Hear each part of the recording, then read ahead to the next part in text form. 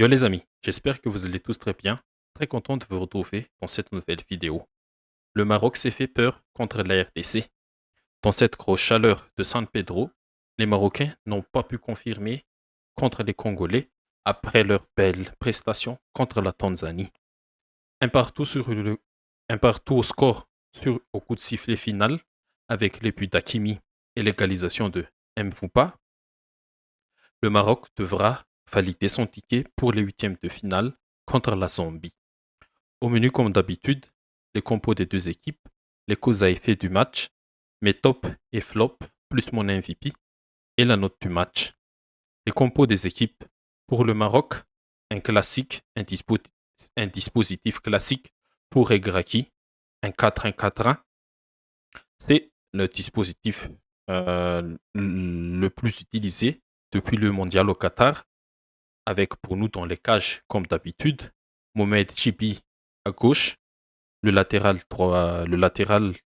droit de métier de la Racha Casablanca, la paire indéboulonnable Romain Saïs et Aker dans l'axe, et Hakimi à droite pour la ligne 2, 4 en défense. Comme d'habitude, Amrabat, le numéro 6 devant sa défense, et aussi pour protéger ses deux compères au milieu, Unai et Amala. Sur les côtés, Sofiane Boufal a été préféré à Abdé sur l'aile gauche et Ziyech a gardé sa place à droite et En-Nesyri, le numéro 9, le seul en attaque.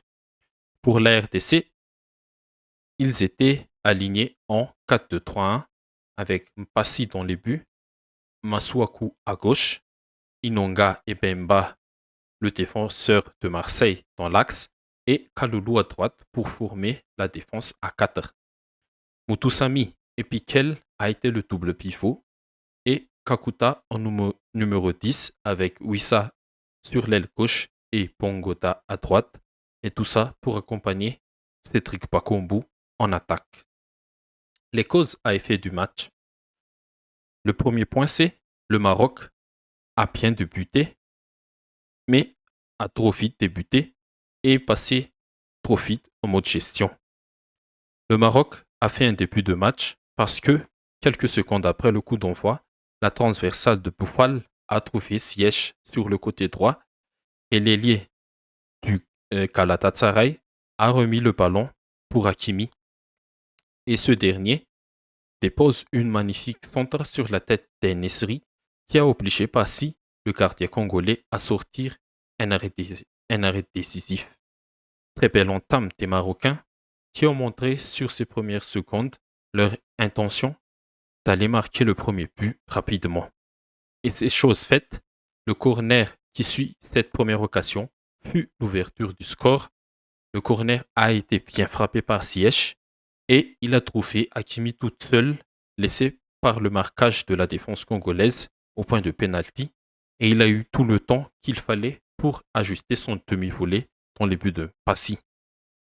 Comme à chaque match, surtout pour les favoris d'une rencontre, je le dis toujours, marquer le premier but est la chose la plus difficile. Et je pense qu'à partir de ce moment, on a tous attendu que le Maroc allait dérouler comme face à la Tanzanie. Mais ils ont montré un tout autre visage. Ils n'ont pas pu contrôler et gérer le match.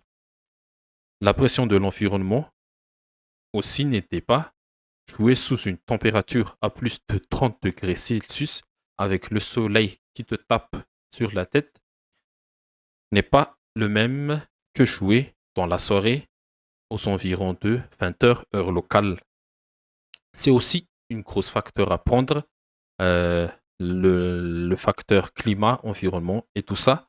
Mais de tous ces, au-delà de tout l'environnement, le Maroc n'a pas réussi son match pour moi. Unai a été invisible, Boufal et Ziyech ont petit à petit disparu des radars après le premier but. Romain Saïs n'a pas été serein en défense. Il aurait dû même prendre un carton jaune sur une grosse faute sur Bongota. Et il a failli marquer contre son camp sur le coup franc qui suit la faute qu'il a commise. Amala, il a fait une geste non maîtrisée sur Bongota et qui sait tout faire, le crâne. Et ce geste a amené le penalty, heureusement raté par Bakambu.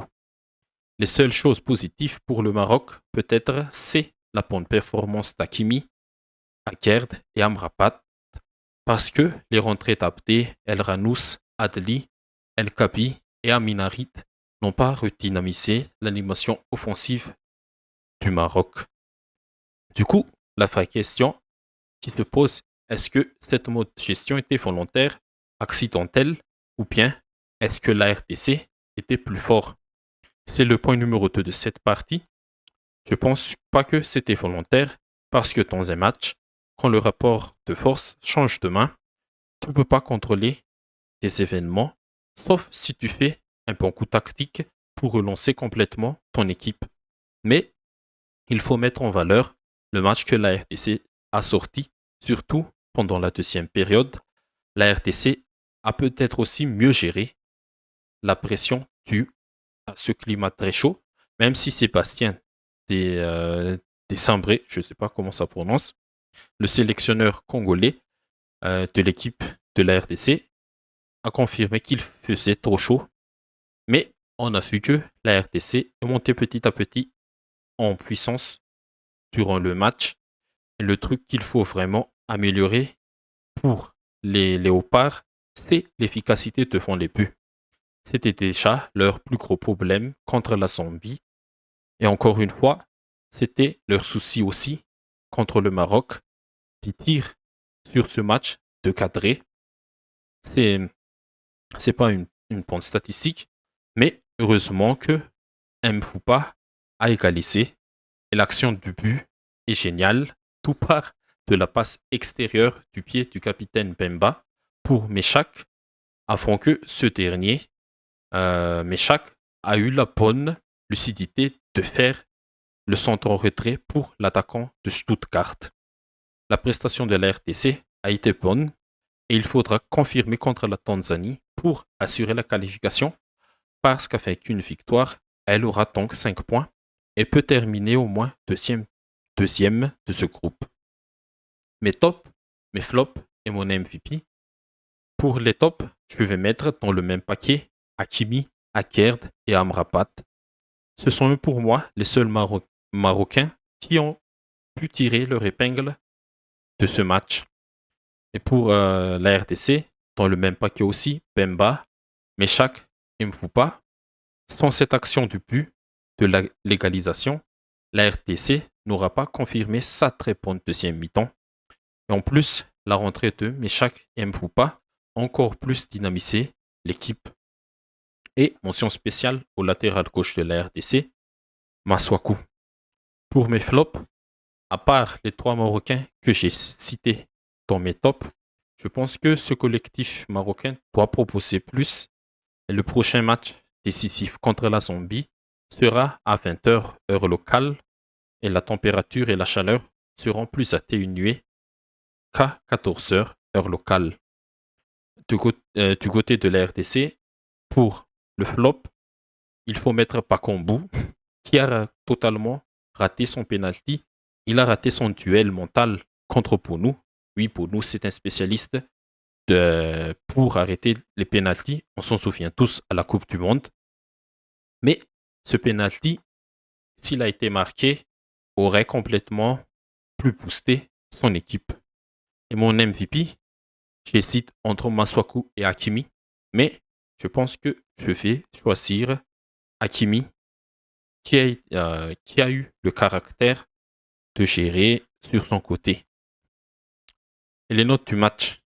Pour l'ambiance, 6 sur 10. Je pense que l'ambiance était présente quand même.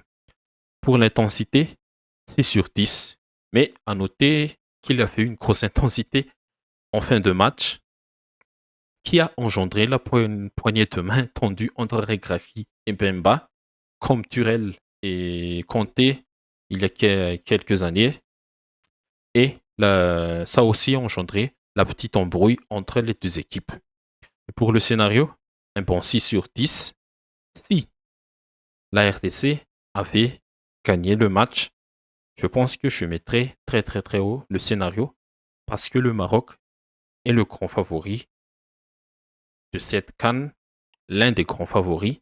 Et gagner contre le Maroc, c'est un hold-up, un grand coup qui va encore plus booster toute une équipe.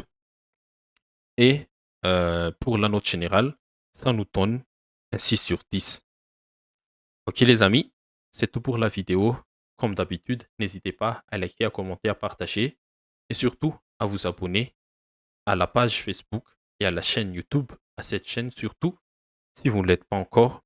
Merci à vous tous et à la prochaine.